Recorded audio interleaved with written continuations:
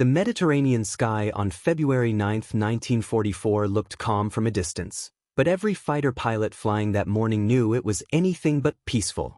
War had turned the blue horizon into a hunting ground where seconds decided who returned home and who vanished into the sea.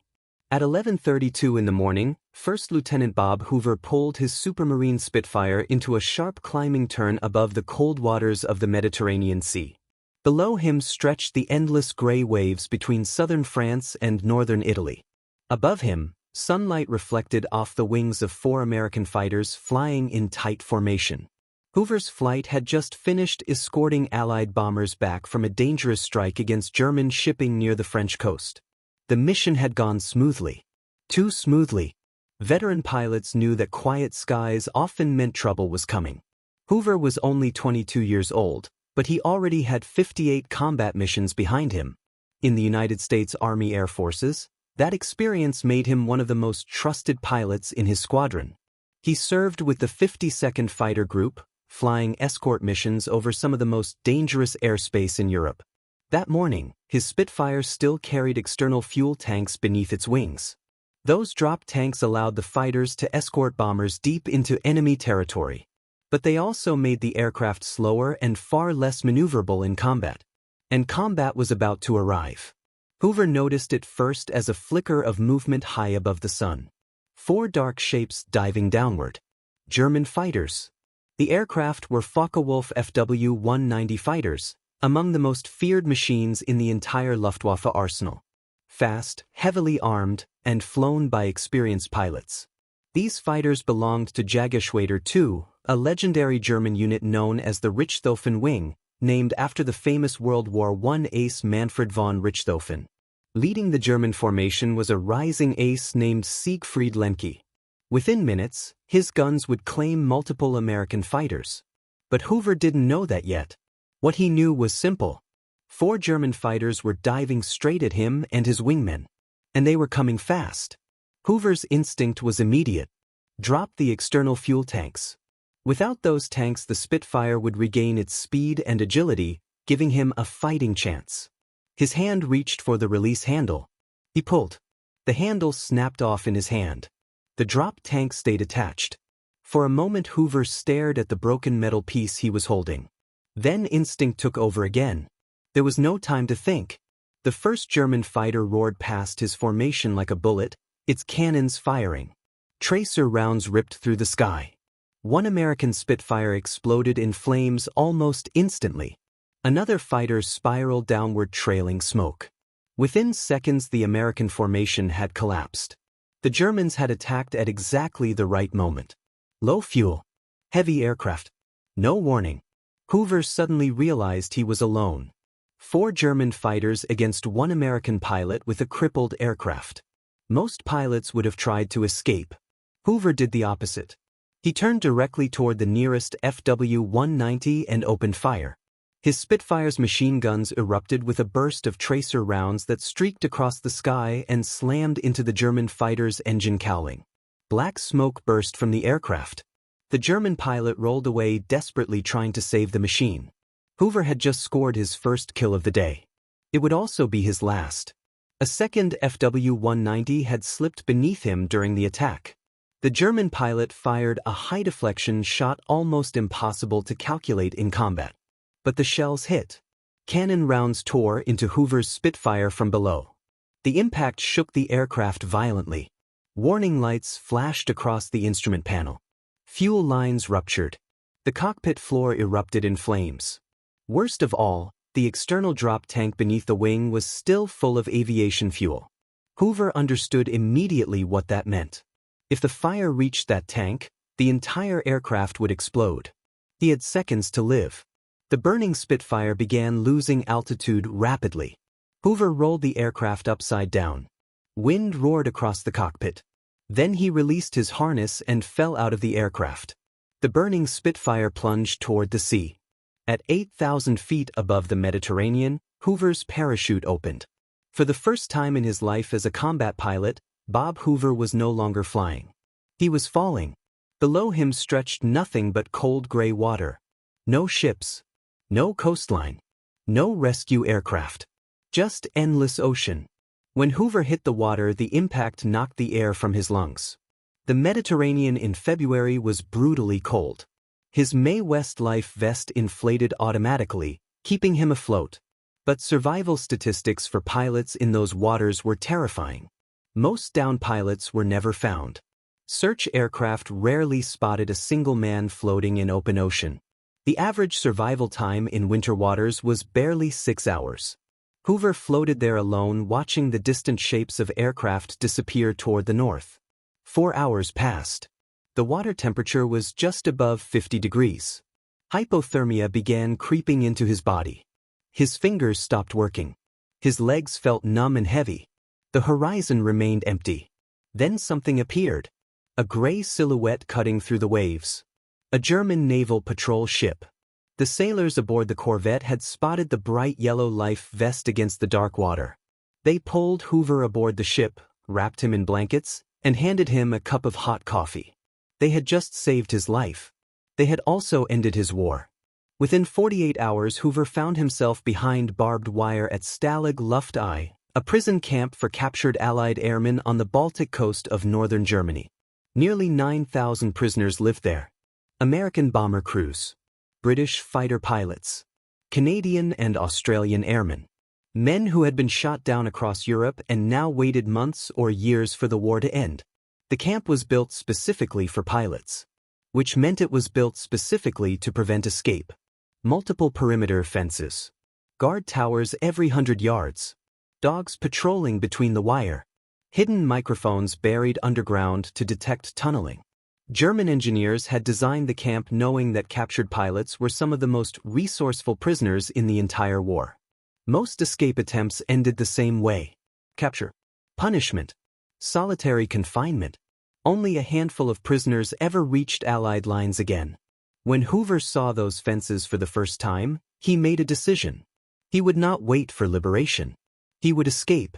And over the next 16 months behind those wires, Bob Hoover would attempt escape more than 20 times. Each failure would bring harsher punishment. Each attempt would bring him closer to an opportunity no prisoner had ever imagined. An opportunity involving one of the most feared aircraft of the war. The same aircraft that had shot him down. A German Fw-190 fighter. And one day, when the chaos of war finally reached the prison camp gates, Bob Hoover would climb into the cockpit of that enemy aircraft, start its engine, and fly directly out of Nazi Germany. The barbed wire fences of Stalag Luft I stretched endlessly across the cold Baltic coastline of northern Germany. For the thousands of Allied airmen imprisoned there, the camp had become a strange world of routine, survival, and quiet defiance.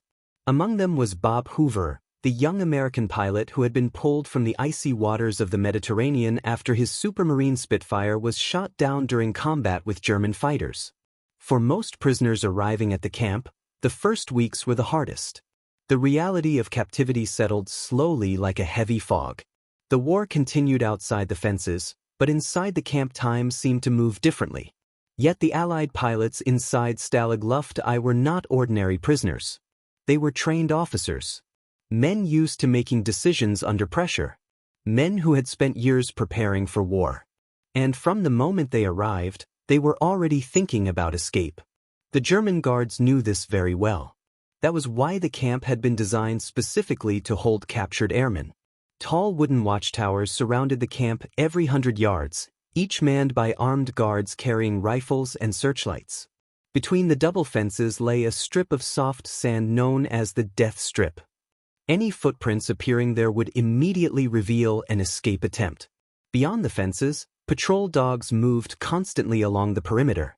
But the greatest defense of the camp was something invisible. Hidden microphones buried deep underground. German engineers had installed them to detect the vibrations of digging. If prisoners attempted to tunnel beneath the fences, the guards would hear it long before the tunnel reached freedom. The system made escape nearly impossible. Nearly. Inside the barracks, the prisoners quickly organized themselves into a complex underground structure of leadership and cooperation. Senior Allied officers formed committees responsible for food distribution, medical care, security, and most importantly, escape operations.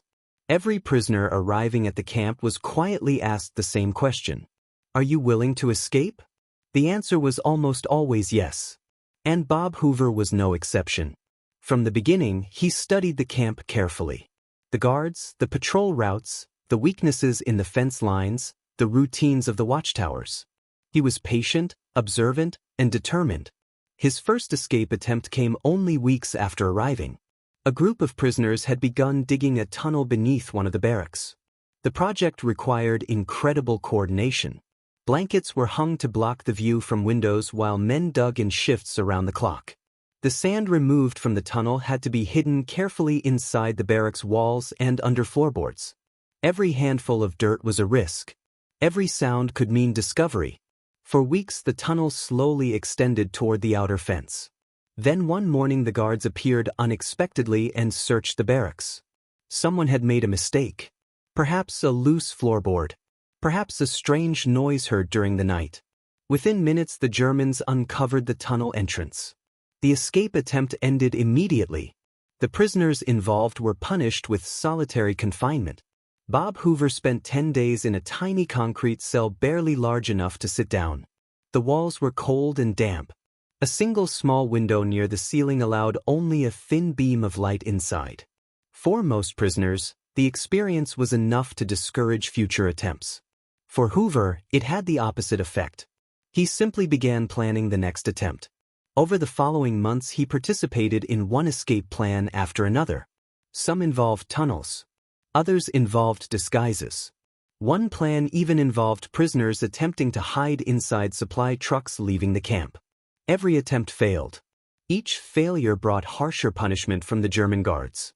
By the time Hoover had attempted escape more than 10 times, the guards knew him well.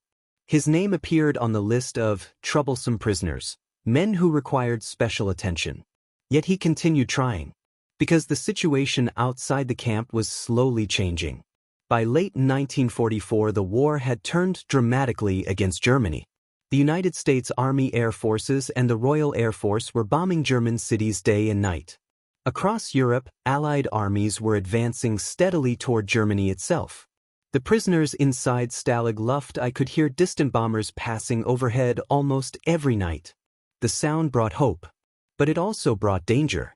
Because as the front lines moved closer, the German High Command began relocating prisoners deeper into Germany. Forced marches known as the Long March had already begun at other prison camps. Thousands of prisoners were being moved across freezing countryside to prevent their liberation by advancing Allied armies. If that happened at Stalag Luft I, escape would become nearly impossible. Hoover knew time was running out. By early 1945, the camp held nearly 9,000 prisoners. Food rations had grown dangerously small. German guards were becoming increasingly nervous as the war situation deteriorated. Rumors spread daily through the barracks. Some said the Russians were only weeks away. Others said the Germans might evacuate the camp at any moment. Amid this uncertainty, Hoover began noticing something unusual. Beyond the outer fence of the prison camp lay a small airfield. At first it seemed unimportant, but occasionally prisoners noticed aircraft landing there. German fighters. Most of them were Focke-Wulf Fw 190 aircraft, the same deadly machines that had shot Hoover down months earlier over the Mediterranean. The airfield appeared to be used as a temporary base for Luftwaffe aircraft moving between fronts. Sometimes the fighters stayed only a few hours. Other times they remained overnight. To most prisoners the airfield meant nothing. To Hoover it meant opportunity. The idea came slowly at first. Then it became an obsession. What if he didn't escape on foot? What if he escaped in an airplane? The concept sounded insane. The camp was surrounded by guards, fences, and patrols. Even reaching the airfield would require crossing open ground under constant observation. And even if he somehow reached an aircraft, flying a German fighter presented another problem. Hoover had never flown an Fw 190 before. The controls were different. The cockpit instruments were labeled in German. Starting the engine alone required specific procedures known only to trained Luftwaffe pilots. One mistake could destroy the aircraft, or worse. But Hoover studied every detail he could gather. He talked with other prisoners who had seen the aircraft up close during combat. Some prisoners had even been shot down by FW-190s and could describe the cockpit layout from memory. Slowly, Hoover began constructing a mental picture of the aircraft. The engine controls, the throttle position, the landing gear lever. Every detail mattered. The camp was surrounded by guards, fences, and patrols. Even reaching the airfield would require crossing open ground under constant observation. And even if he somehow reached an aircraft, flying a German fighter presented another problem. Hoover had never flown an FW-190 before. The controls were different. The cockpit instruments were labeled in German. Starting the engine alone required specific procedures known only to trained Luftwaffe pilots. One mistake could destroy the aircraft, or worse. But Hoover studied every detail he could gather. He talked with other prisoners who had seen the aircraft up close during combat. Some prisoners had even been shot down by FW-190s and could describe the cockpit layout from memory. Slowly, Hoover began constructing a mental picture of the aircraft. The engine controls, the throttle position, the landing gear lever. Every detail mattered. Then one day something extraordinary happened. A damaged FW-190 landed at the airfield near the prison camp. The aircraft rolled to a stop not far from the outer fence. For several hours it remained there unattended while mechanics waited for replacement parts. From inside the prison compound, Hoover studied it carefully through binoculars. The aircraft sat just beyond the perimeter wire, close enough to see clearly. For the first time, the impossible plan began to look almost possible. All he needed now was the right moment. A moment when guards were distracted. A moment when an aircraft sat ready to fly. A moment when chaos covered the sound of a fighter engine starting. And by early 1945, chaos was spreading across Germany. Allied bombers were appearing daily over northern German cities. Air raid sirens howled across the countryside. German military units were moving constantly as the front lines collapsed. The war was reaching its final months. And somewhere inside that chaos, Bob Hoover believed an opportunity would appear. When it did, he intended to be ready. Because the next time he left Stalag Luft I, he would not be running. He would be flying. By early 1945, the war surrounding Stalag Luft I had begun to change dramatically. For nearly a year, the prisoners inside the camp had lived in a strange isolation, cut off from the outside world except for rumors, distant explosions, and the faint sound of aircraft passing high overhead. Now the war was coming closer. Every few days, the deep thunder of Allied bombers could be heard moving across northern Germany. Massive formations from the United States Army Air Forces and the Royal Air Force were striking rail yards, factories, and military bases across the region. The prisoners watched the sky constantly. Sometimes hundreds of silver aircraft passed overhead, leaving long white trails across the blue sky. Even from miles away, the distant rumble of engines carried across the cold Baltic air. To the prisoners, those bombers meant hope. But they also meant danger.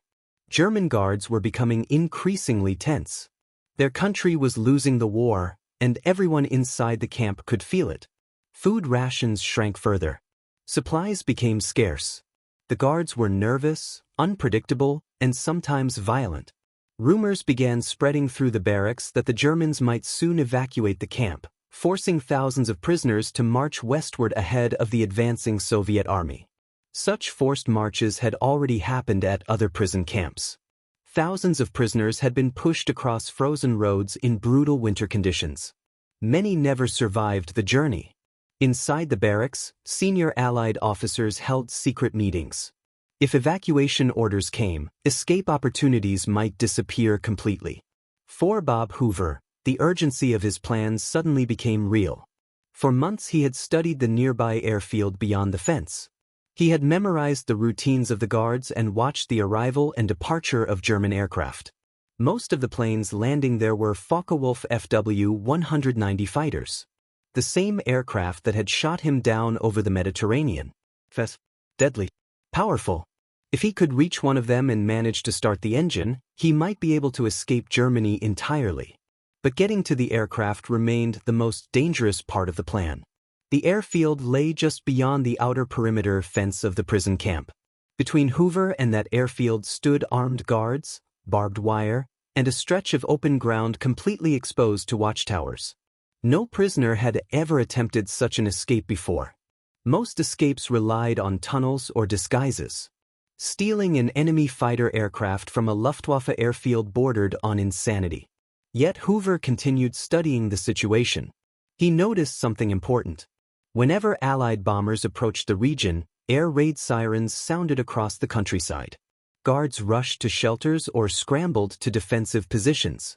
During those moments, the entire camp fell into confusion. Searchlights switched on. Anti-aircraft guns began firing. Guards stopped watching the prisoners and focused instead on the sky. Those were the moments Hoover needed. The next step of the plan required help. Hoover quietly spoke with a small group of trusted prisoners, men who had experience in escape operations. They understood immediately how dangerous the idea was. But they also understood something else. If the plan worked, it would become one of the most daring escapes of the entire war. Together they began preparing. First, they needed a way for Hoover to reach the airfield without immediately being recognized as a prisoner. Inside the camp, prisoners had become experts at creating disguises from whatever materials were available. Old uniforms were modified. Blankets were cut and sewn into coats. Bits of wire became buttons. Using these techniques, Hoover and his fellow prisoners assembled something that resembled a German mechanic's uniform. It wasn't perfect, but from a distance, especially during chaos, it might work. Next, Hoover needed to understand how to start the aircraft. None of the prisoners had ever flown an FW-190, but several had fought against them in combat and remembered details of the cockpit. The aircraft used a powerful BMW radial engine, and starting it required several steps.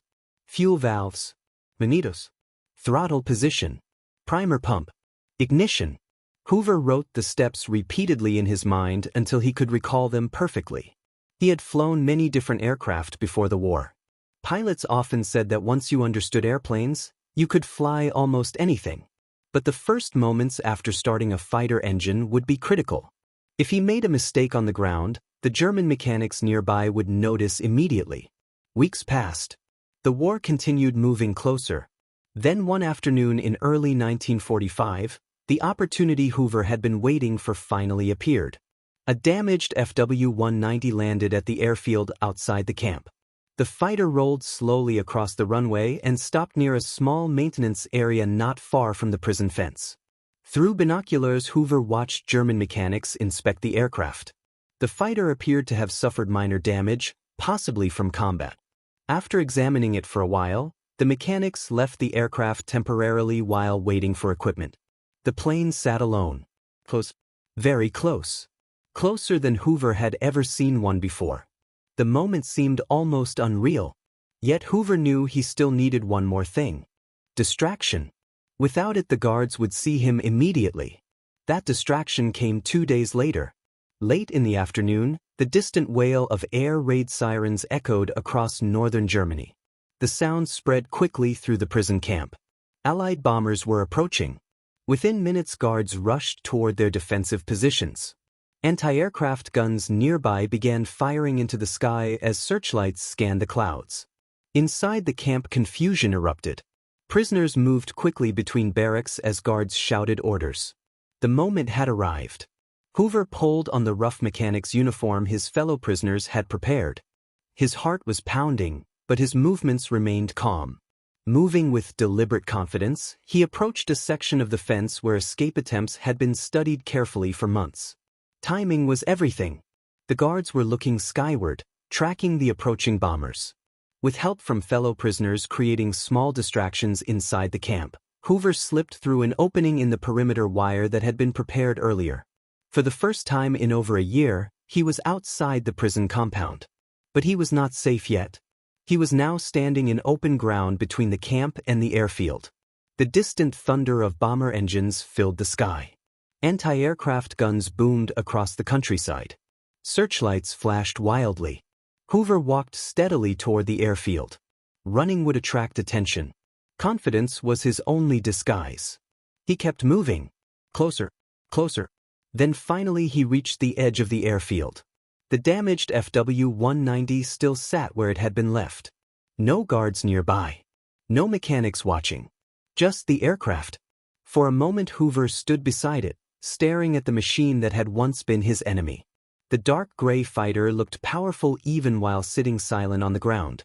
There was no time to hesitate. He climbed onto the wing and slid into the cockpit. Everything inside was labeled in German. Exactly as he had expected. But the layout matched what he had memorized. Fuel valve. Throttle. Manitos. He began the startup procedure step by step. For a terrifying moment nothing happened. Then the engine coughed once. Twice. A deep roar exploded from the radial engine as it came to life. The powerful fighter shuddered across the airfield. Somewhere nearby a German mechanic turned toward the sound. But it was already too late. Bob Hoover pushed the throttle forward. The FW-190 began rolling down the runway. Within seconds the aircraft accelerated violently. The fighter lifted from the ground and climbed sharply into the gray German sky. Below him, the prison camp and airfield shrank rapidly into the distance. For the first time since being shot down months earlier, Bob Hoover was flying again. But the most dangerous part of his escape had only just begun. Because now he had to fly a stolen German fighter across enemy territory and somehow reach Allied lines without being shot down by either side. The powerful engine of the stolen Focke-Wulf Fw-190 roared as Bob Hoover climbed rapidly into the cold gray skies over northern Germany. Only minutes earlier he had been a prisoner inside Stalag Luft I.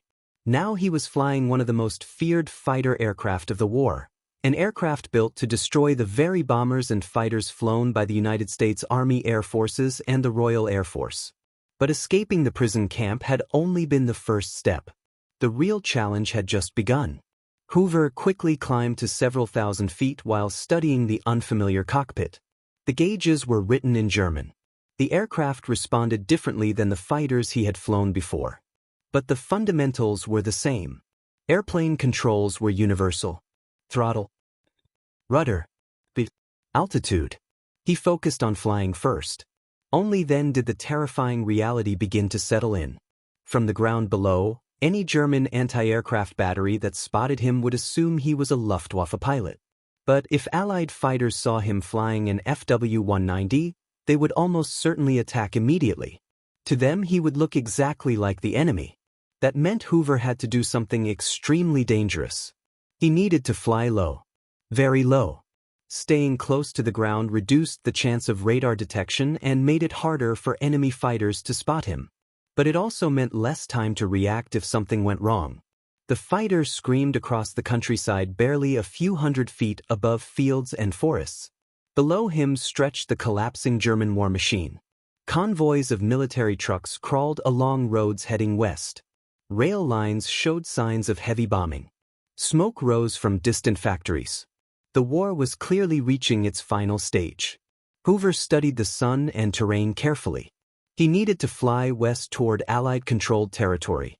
Eventually he believed he could reach regions controlled by advancing Allied forces in France. But fuel was also a concern. He had no idea how much fuel remained inside the fighter. If the aircraft ran dry over Germany, he would crash directly back into enemy territory. Every minute mattered. For nearly an hour Hoover flew across northern Germany, constantly adjusting his altitude and direction to avoid detection. Several times he spotted German aircraft flying at higher altitude. Each time he immediately dropped lower, hugging the terrain until they passed. At one point he flew so low that farmers working in fields looked up in shock as the German fighter roared overhead. Finally, after what felt like hours, the landscape began changing. He saw more signs of destruction. Bomb craters. Destroyed bridges. Burned rail yards. These were areas recently targeted by Allied bombing. That meant the front lines were close.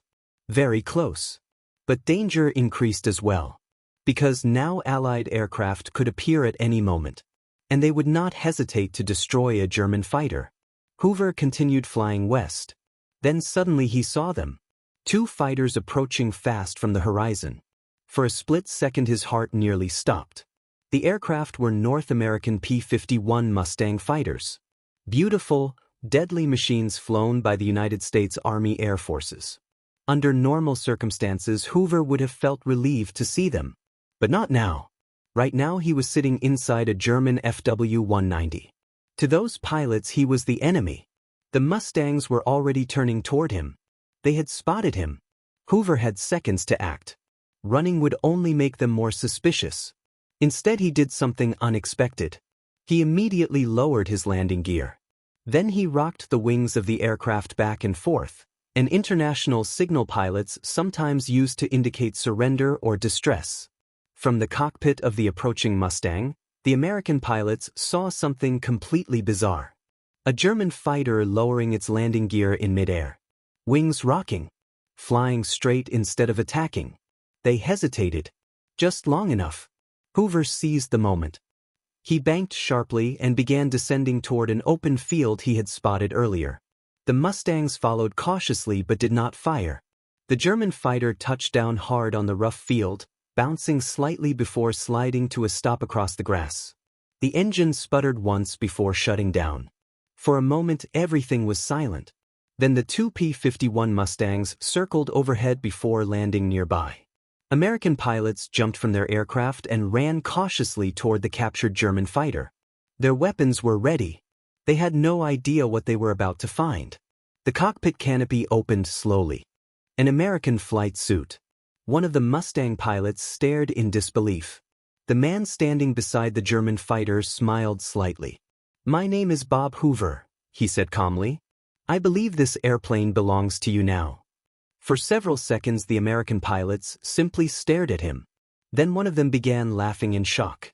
An American prisoner had just escaped a German prison camp by stealing a Luftwaffe fighter aircraft and flying it back to Allied territory. Within hours Hoover was transported to an Allied airbase where intelligence officers questioned him about his escape. They were astonished. Not only had he escaped captivity, he had also delivered a fully functional Fw-190 fighter directly into Allied hands. Engineers and intelligence teams quickly began studying the aircraft.